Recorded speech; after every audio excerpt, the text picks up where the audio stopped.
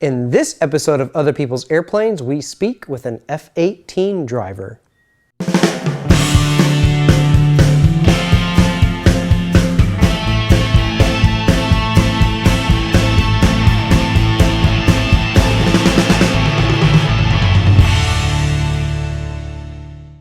Welcome to Other People's Airplanes, a show where we bring you into the cockpit and along for the ride whenever we do awesome aviation-related stuff. I'm your host, David Allen. Now, before we get to the F-18 interview, I do have a quick note about Sebring. And most of you know that we do attend the U.S. Sport Aviation Expo each year, held in Sebring, Florida at the Sebring Regional Airport.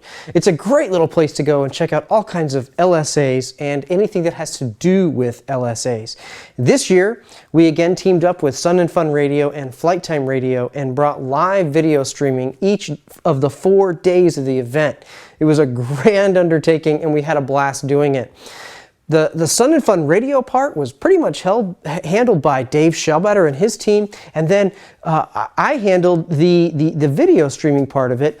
And I couldn't have done it without the help of Mike Ladd. I am forever in his debt. It was great to have him there. He was super helpful. And we streamed many hours of video footage right from the grounds there. So check out some of those episodes. They're all on YouTube. I did not post those into the iTunes feed just because there's like 8 hours a day of video footage. So if you want to see some of the stuff that we shot, go check it out over at the YouTube feed.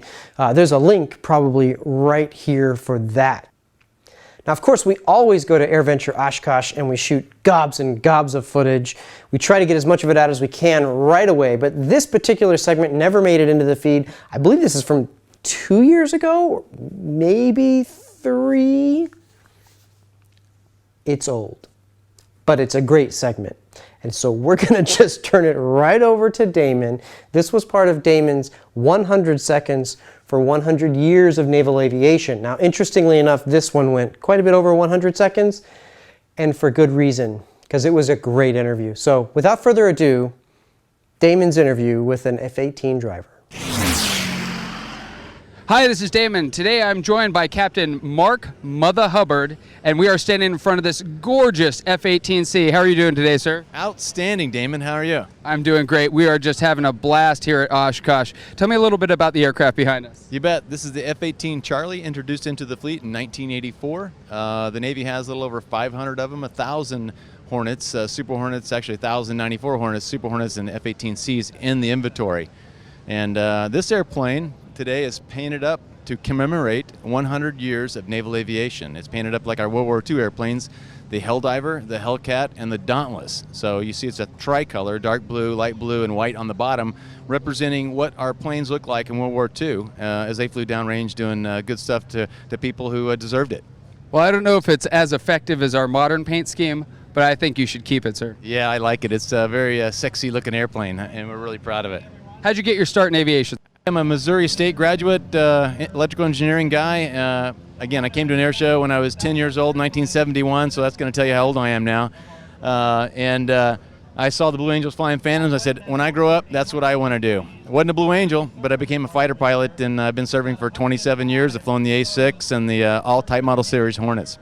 And what's your favorite part about flying this aircraft? You know, the favorite part about flying the airplanes is not so much flying, it's just serving our nation and working with the great young Americans that have raised their right hand and swore an oath to defend this nation against all enemies, foreign and domestic. And I tell you, I'm really proud of the 328,000 large our Navy is today. And I tell you, America, I think, is proud too. I see that each and every day as I go around our great nation and see how they're received and recepted and all the great stuff they do. But the young men and women that serve this country are the true heroes, not the guys that get to fly the pretty airplanes.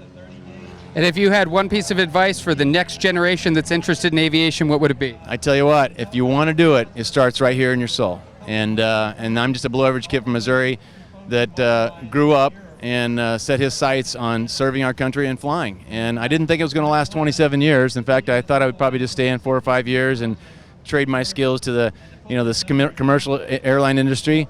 But as I got further in my career, I realized there was nothing I could do that I was prouder of or that was more fun and the people were more genuine. And that's the neatest part about the Navy. You'll never work with a better group of professionals or a more focused industry than the United States Navy. And it's just been a great ride, and someday I'm going to have to grow up and get a real job, unfortunately. Is this your first Oshkosh? You know, I've been to Oshkosh a couple times, and I don't really want to consider myself an aviation aficionado, but I do fly a number of other airplanes, and we have a Bonanza, I have a Stearman, S3 rather, and I have an SNJ-6 that we fly, and I fly the Hellcat for the Commemorative Air Force, and that's something too.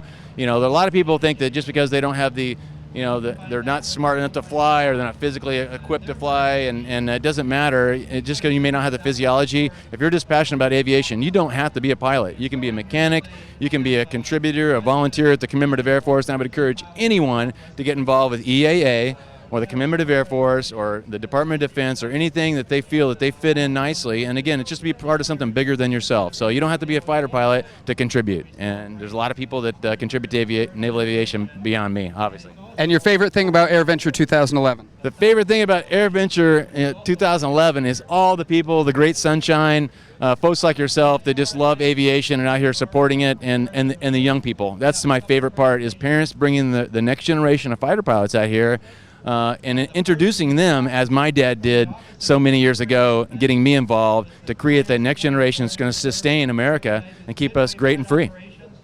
Thank you, Captain Hubbard. Thank you for your time and your service. I'm Damon Favor, and that's your 100 seconds.